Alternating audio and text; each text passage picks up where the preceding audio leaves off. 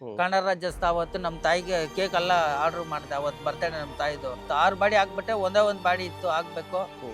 Ladies hanging ಮಾಡ್ಕೊಂಡಿದ್ದು ಮಾತಾಡಕ್ಕಾಗಿಲ್ಲ. ಹಿಂಗೆ ಇಟ್ಕೊಂಡು ಹೋಗ್ಬಿಡ್ತೀನಿ ಹೇಳ್ಬಿಟ್ಟೆ. ಆಮೇಲೆ ಯಾರೋ ಬಂದು ಜೋರಾಗಿ ಓಡಿದ ತಕ್ಷಣ ನಿಮ್ಮ ಮಗ ತುಂಬಾ ಕೆಲಸ ಮಾಡ್ತಿದ್ದಾರೆ, ಏನ್ ಹೇಳ್ತೀರಿ ಮಗನ ಬಗ್ಗೆ? ಇವರು ಚಿಕ್ಕದ್ರಿಂದ ಇಲ್ಲೇ ಕೆಲಸ ಮಾಡ್ತೀನಿ. ಮಕ್ಕಳು ಏನೇನು ಮಾಡ್ತಿರೋದು? ಮಕ್ಕಳು 3 ಜನ BCom ಓದಿದ್ದಾರೆ ಸರ್. ಅವ್ರನ್ನ ಓದಿಸಿದ್ರು ನೀವು? ಎಲ್ಲ ಓದಿಸ್ಬಿಟ್ಟಿದ್ದೀನಿ. ಮಗನು ಓದಿದ್ದಾನೆ, SLC ಮಾಡಿದ್ದಾನೆ. ಅವನು ಕೆಲ್ಸಕ್ಕೆ ಹೋಗ್ತಾ ಇದ್ದಾನೆ. ಮತ್ತೆ ಹೆಂಗ್ ಸರ್ ಎಲ್ಲ ಅವ್ರು ಕೆಲಸ ಮಾಡಿ ಅವ್ರು ಕೆಲಸ ಮಾಡ್ತಿದಾರೆ ಅವ್ರವ್ರ ಪಾಡಿಗೆ. ಅವರು ಇವಾಗ ಕೆಲಸ ಇದಾರೆ ಸರ್, ಇಲ್ಲಿದ್ದಾರೆ, ಮನೇಲಿ ಇದಾರೆ. ಎಲ್ಲ ಮದುವೆ ಮಾಡಿಲ್ಲ ಇನ್ನ. ಎಲ್ಲೋ ಬೇರೆ ಬೇರೆ ಕೆಲ್ಸಕ್ಕೆ ಹೋಗ್ತಾರ ಅಲ್ಲ, ಇಲ್ಲಿ ನಾನು ಕಂಟಿನ್ಯೂ ನಿಮ್ ಜೊತೆ ಇರ್ತೀನಿ ಅಂತ ಯಾರಾದ್ರೂ ಹೇಳ್ತಾರ? ಹೆಂಗೆ? ಅವರು ಬಂದು ಮಾಡ್ತಾರೆ. ಕೋವಿಡ್ ಅಲ್ಲಿ ಕೆಲಸ ಮಾಡಿದ್ರು. ನೆನ್ನೆನ ಬೆಳಿಗ್ಗೆ ಬೇಗ ಬಂತು, ಅವರೇ ಬಂದು ಬರೀತಾರೆ. ಎಲ್ಲ ಕೆಲಸ ಮಾಡ್ತಾರೆ. ಈಗ ಕೋವಿಡ್ ಅಂತ ಹೇಳಿದ್ರಲ್ಲ, ಸರ್. ಕೋವಿಡ್ ಪರಿಸ್ಥಿತಿಯಲ್ಲಿ ಯಾರು ಕೂಡ ಹೊರಗಡೆ ಬರಂಗಿರ್ಲಿಲ್ಲ. ಹೌದು ಸರ್. ಮತ್ತೆ ಕರ್ನಾಟಕದಲ್ಲಿ ಒಂದು ಕಲಬುರಗಿಯಲ್ಲಿ ಒಂದು ಕೇಸ್ ಕಾಣಿಸ್ಕೋತು, ಮತ್ತೆ ಬೆಂಗಳೂರಲ್ಲಿ ಒಂದು ಕೇಸ್ ಕಾಣಿಸ್ಕೋತು. ಸರ್, ಮೂರನೇ ಬಾಡಿ ಇಲ್ಲೇ ಬಂದಿತ್ತು. ನಾನೇ ಮಾಡ್ತಾ. ಹೆಂಗಿತ್ತು ಆಗ? ಏನು ಯಾರು ಮುಟ್ಟಿಲ್ಲ, ಏನಿಲ್ಲ. ನಮ್ಮ ಮಕ್ಕಳನ್ನ ಭಯ ಬಿಟ್ರು ಅಪ್ಪ ಅಂತ. ಆ ಥರ ಎದ್ರಕೊಂಡು ಆಗಲ್ಲ, ನಾವು ಇಲ್ಲಿ ಹುಟ್ಟಿದ್ಮೇಲೆ ಏನು ಕೆಲಸ ಇದೆ ಮಾಡಲೇಬೇಕು, ನೋಡೋಣ ದೇವ್ರಿದ್ದಾರೆ. ಭಯ ಆಗಿಲ್ವಾ? ಎಷ್ಟು ಭಯ ಆಯ್ತಾ ಎಲ್ಲರೂ ಕೂಡ? ಭಯ ಇತ್ತು. ಅದೇ ಥರ ಒಂಥರದ ನಮ್ಮ ಕೆಲಸ ಯಾರು ಮಾಡ್ತಾರೆ, ನಾವು ಎದುರು ಬಿಟ್ರೆ ಅಂತ. ಆ ಕಿಟ್ ಎಲ್ಲ ಕೊಟ್ಟಿದ್ರಲ್ಲ, ಕಿಟ್ ಅಂತ ಗೊತ್ತಿಲ್ಲ. ಅವಾಗ ಕಿಟ್ಬಿಟ್ರು ಅವ್ರು. ಹೋಗ್ಬಿಟ್ಟು ಡಾಕ್ಟ್ರು, ನಾನು ಹಾಕೊಂಡು ಗೊತ್ತಿಲ್ಲ, ಹಾಕೊಂಡು 120 kg ಬಾಡಿ ಇರ್ತದೆ ಅವ್ರದ್ದು.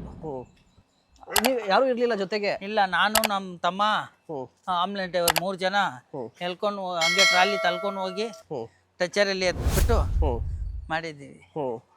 ಮತ್ತೆ ಆ ಸಂದರ್ಭದಲ್ಲಿ ಅನಾಥ ಶವಗಳು ಜಾಸ್ತಿ ಬರ್ತಾ ಇತ್ತು, ಅದು ಹೆಂಗಿತ್ತು? ಅನಾಥ ಸೇವಾ ಬರ್ತಾ ಇತ್ತು. ಆಕ್ಚುಲಿ ಕೋಟೀಶ್ವರ ಇದ್ರು ಅನಾಥಿಂತ ಅನಾಥಗಳೇ ಎಷ್ಟಿದ್ರು ಅನಾಥನೇ. ಯಾರು ಬಂದಿಲ್ಲ, ಮಕ್ಕಳು ಮರಿ ಯಾರು ಬಂದಿಲ್ಲ. ಈ ಕರೋನಾ ಟೈಮಲ್ಲಿ ನಮ್ಗೆಲ್ಲ ಭಯ ಆಗ್ತಿತ್ತು, ಲಾಕ್ಡೌನ್ ಆಗಿತ್ತು. ನಿಮ್ ಪರಿಸ್ಥಿತಿ ಹೇಗಿತ್ತಾಗ? ನಮ್ಗೂ ಭಯ ಇತ್ತು. ಕೋವಿಡ್ ಅಂತ ಏನೋ ಏನೋ ಏನೋ ಅಂತ ಹೇಳ್ಕೊಂಡು ಎದ್ಕೊಂಡಿದ್ದೀವಿ. ಆಮೇಲೂ ಭಯ ಆಯ್ತು. ಯಾರು ಬಾಡಿ ಬಂತಂದ್ರೆ ನನ್ನ ಮಕ್ಕಳೆಲ್ಲ ಅಯ್ಯೋ ಕೋವಿಡ್ ಅಂತ. ಮತ್ತೆ ನಾವು ಇಲ್ಲೇ ಇರೋದು, ನಮ್ಮ ಕೆಲಸ ಅದು, ನಾವು ಇದ್ರ ಬಿಟ್ರೆ ಯಾರು ಮಾಡೋದು ಅವ್ರನ್ನೇ?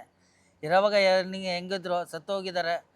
ನಾವು ಕೆರೆ ಸೇರಿಸ್ಬೇಕು ಅಂತ ಮಕ್ಕಳ ಹತ್ರ ಧೈರ್ಯಲ್ಲಿ ನಾವು. ಆಮೇಲೂ ಬಾಡಿ ಬಂತು ಕೋವಿಡ್ದು, ಫಸ್ಟ್ ಬಾಡಿ ಇಲ್ಲೇ ಇದಕ್ಕೆ ನಮ್ಮ ಇದಕ್ಕೂ ಮಶಾನಗೆ. ಮುಸ್ಲಿಮ್ದು ಕಲಬುರಗಿಯಲ್ಲಿ ಒಂದಾಯ್ತು, ಅವರು ಅಲ್ಲಿ ಏನು ಮಾಡಿದ್ರು. ಆಮೇಲೆ ಬೆಂಗಳೂರಲ್ಲಿ ಒಂದಾಯ್ತು, ಅವ್ರು ಏನು ಮಾಡಿದ್ರು ಗೊತ್ತಿಲ್ಲ. ಆಮೇಲೆ 3ನೇದು ವಿಕ್ರಮ್ ಹಾಸ್ಪಿಟಲಿಂದ ಬಂತು. ಇಲ್ಲಿ ಬಂದ ತಕ್ಷಣ ಎಲ್ಲ ಬಂತು, ಎಲ್ಲ ದೂರ ಹೋಗ್ಬಿಟ್ರು, ದೂರ ಹೋಗ್ಬಿಟ್ರು.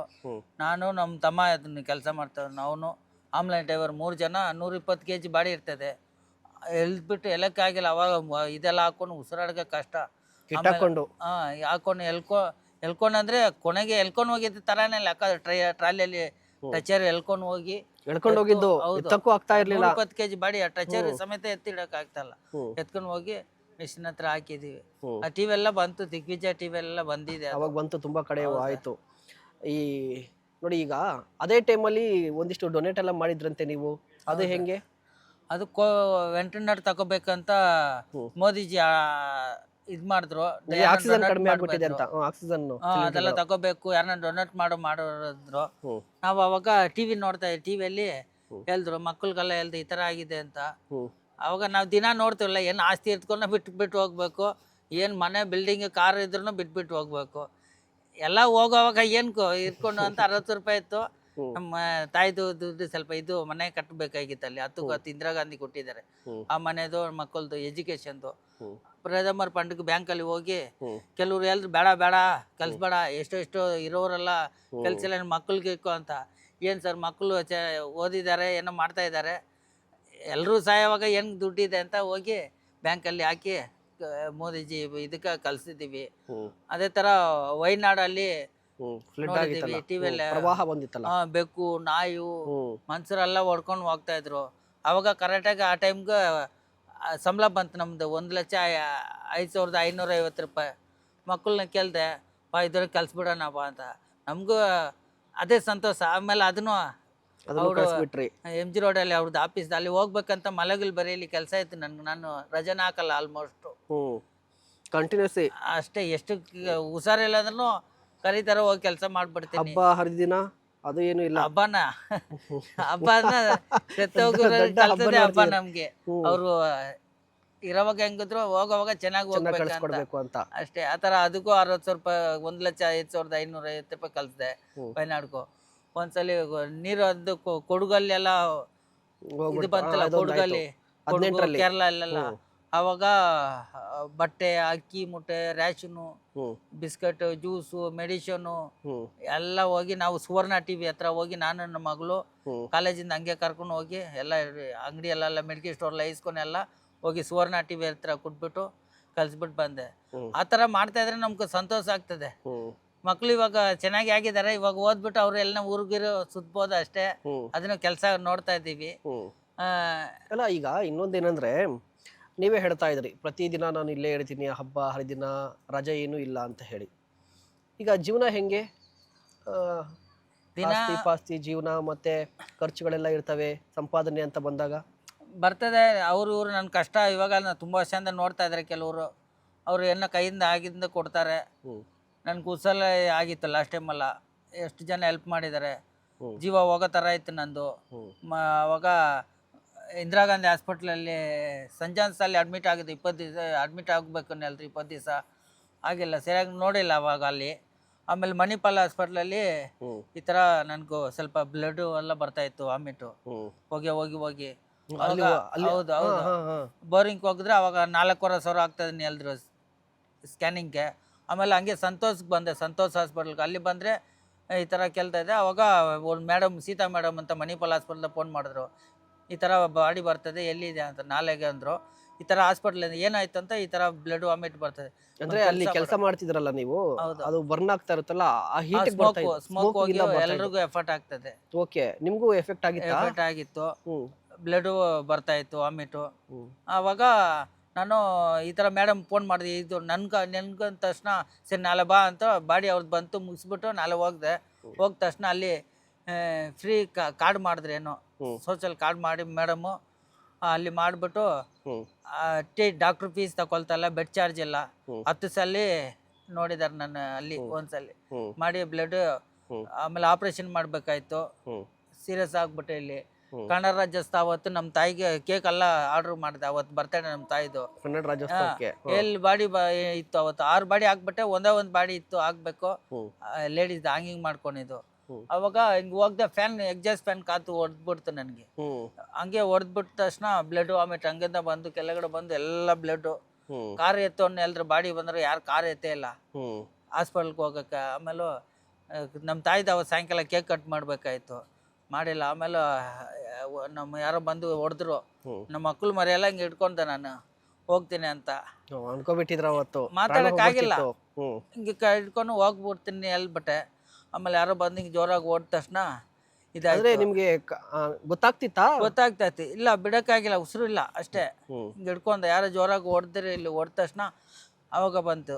ಆಮೇಲೆ ಐಸಿಯಲ್ಲಿ ಅಡ್ಮಿಟ್ ಮಾಡಿದ್ರು, ಮಣಿಪಾಲಲ್ಲಿ ಅಡ್ಮಿಟ್ ಮಾಡಿ ಆಪ್ರೇಷನ್ ಮಾಡ್ಬೇಕಂತ. ಅಲ್ಲಿ ಸ್ವಲ್ಪ ಜಾಸ್ತಿ ಖರ್ಚಾಗ್ತದೆ ಅಂತ ಡಾಕ್ಟರ್ ರಮೇಶ್ ಅಂತ ಮೆಡಿಸಿನ್ ಡಿಪಾರ್ಟ್ಮೆಂಟಲ್ಲಿ ಅವರು ಟ್ರೀಟ್ಮೆಂಟ್ ಮಾಡಿ, ಇವಾಗ ಸಂಜಾನ್ಸಲ್ಲಿ ಅವ್ರ ಹತ್ರ ರಿಕ್ವೆಸ್ಟ್ ಮಾಡಿ ಆಪ್ರೇಷನ್ ಮಾಡಿ ಎಲ್ಲ ಇದೆಲ್ಲ ಮಾಡಿದ್ರು. ಇವಾಗ ಚೆನ್ನಾಗಾಯ್ತು, ಇವಾಗ ಎಲ್ಲ ಓಕೆ ಆಯ್ತು. ಈಗ ಮನೆ ಹತ್ರ ಬಂದಿದ್ವಿ, ಈಗಾಗಲೇ ಮನೆ ಬಗ್ಗೆ ಹೇಳ್ತಾ ಇದ್ರಿ. ಹೆಂಗಿ ಮನೆ ಹೆಂಗ್ ಬಂತು? ಕಾರ್ಪೊರೇಷನ್ ಕಟ್ಕೊಟ್ಟಿದ್ದ ಹೆಂಗೆ? ಇದು ಕ್ವಾರ್ಟರ್ಸ್ ತರ ಕಟ್ಕೊಟ್ರು ಸರ್, 10 ಅಲ್ಲಿ ಇಲ್ಲಿ ನಾವು ಕಟ್ಕೊಂಡಿದ್ವಿ. ಇವ್ರು ನಮ್ಮ ತಾಯಿ. ನಮಸ್ತೆ. ನಮಸ್ತೆ, ನಿಮ್ಮ ಹೆಸರು?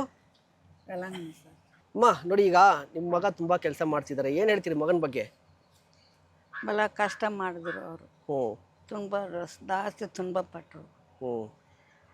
4 ಇದಿಲ್ಲ ಪರ್ಮರಿಲ್ಲ, ಮಣ್ಣು ಗುಡಿ ಹೊಡಿದ್ರು. ಇವಾಗ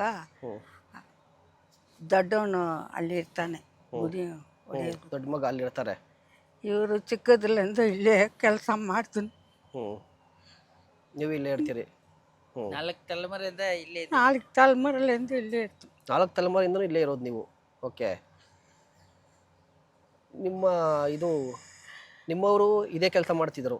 ನಿಮ್ಮ ಫ್ಯಾಮಿಲಿ ಕಂಪ್ಲೀಟ್ ಆಗಿದೆ ಕೆಲಸ, ಮಣ್ಣು ಕೆಲಸ ಎಲ್ಲ ಮನೆ ಕೆಲಸ ಮಾಡ್ತಾ ಇದ್ರು? ಎಲ್ಲರೂ ಮಾಡಿ 4 ತಲೆಮಾರಿಲ್ಲ ಇಲ್ಲೇ ಕೆಲಸ ಮಾಡಿ ಸರಿ ಸರಿ ಬನ್ನಿ ಆಯ್ತು. ಈಗ ಮನೆ ಒಳಗಡೆ ಹೋಗೋಣ. ವೀಕ್ಷಕರೇ ನೋಡಿ, ಇದು ಕಾರ್ಪೊರೇಷನ್ ಅವರು ಕಟ್ಕೊಟ್ಟಿರುವಂತ ಮನೆ ಅಂತೆ, ಸಣ್ಣ ಮನೆ. ನೋಡೋಣ ಹೇಗಿದೆ ಅಂತ, ಮನೆ ಒಳಗಡೆ ಹೋಗೋಣ ಈಗ. ಒಳಗಡೆ ಹೋಗಿ ನೋಡು. ಬನ್ನಿ. ಓಕೆ, ಇವ್ರು ನಮ್ಮ ತಾಯಿ ಸರ್.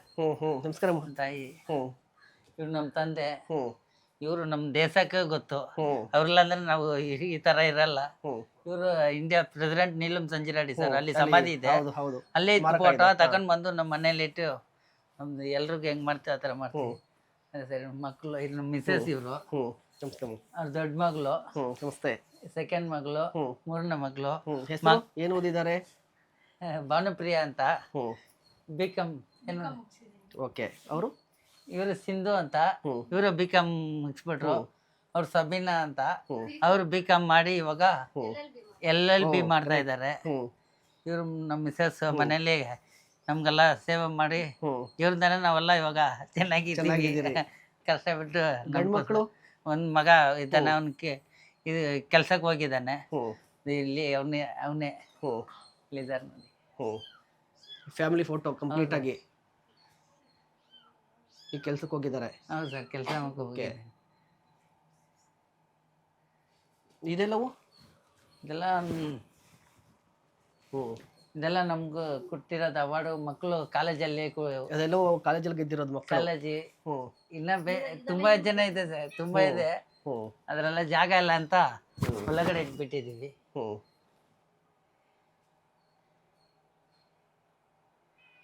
ನಿಮ್ ತಂದೆಯವ್ರು ಯಾವಾಗ ತಿಳ್ಕೊಂಡ್ರು? 1995 ಸರ್. 95 ಅವ್ರು ತಿಳ್ಕೊಂಡಿದ್ದು. ತುಂಬಾ ಹೆಂಗಾಗಿದ್ದಾರೆ ಅವರು? ನೋಡ್ಲಿಕ್ಕೆ ಚಂದಾಗಿದ್ದಾರೆ. ಹೌದು ಸರ್, ಅವರು ಮಿಲಿಟರಿಯಲ್ಲಿ ಬಿಟ್ಬಿಟ್ಟು ಮಿಲಿಟರಿ ಬಿಟ್ಟು ಬಂದ್ರ? ಮಿಲಿಟರಿ ಅವರು ಹೇಗೆ ಅದು? ಮಿಲಿಟರಿಯಲ್ಲಿ ಇದ್ರು. ಆಮೇಲೆ ಇಲ್ಲಿ ರಜಾಕ್ ಬಂದ್ರಂತೆ. ನಮ್ಮ ತಾಯಿನ ನೋಡಿ ಅಲ್ಲಿ ನಮ್ ರಿಲೇಷನ್ ಯಾರು ಹೇಳಿ ನಮ್ಮ ತಾಯಿನ ಮದುವೆ ಆಗಿ ಇಲ್ಲಿ ಮಶಾನಕ್ಕೆ ಬಂದ್ರು. ಓಕೆ, ನಿಮ್ಮದು ಹೆಂಗಾಯ್ತು? ಮಿಲಿಟರಿಗೆ ಹೋಗಿಲ್ಲ. ನಿಮ್ದೇನು ಅರೇಂಜ್ ಮ್ಯಾರೇಜಾ ಲವ್ ಮ್ಯಾರೇಜಾ ಹೆಂಗೆ? ನಮ್ದು ಬನ್ನಿ ಹೆಂಗೆ. ನಮ್ಮ ಮಿಸಸ್ ಬನ್ನಿ ಬನ್ನಿ ಕುತ್ಕೊಳ್ಳಿ. ಇರ್ಲಿ ಸರ್.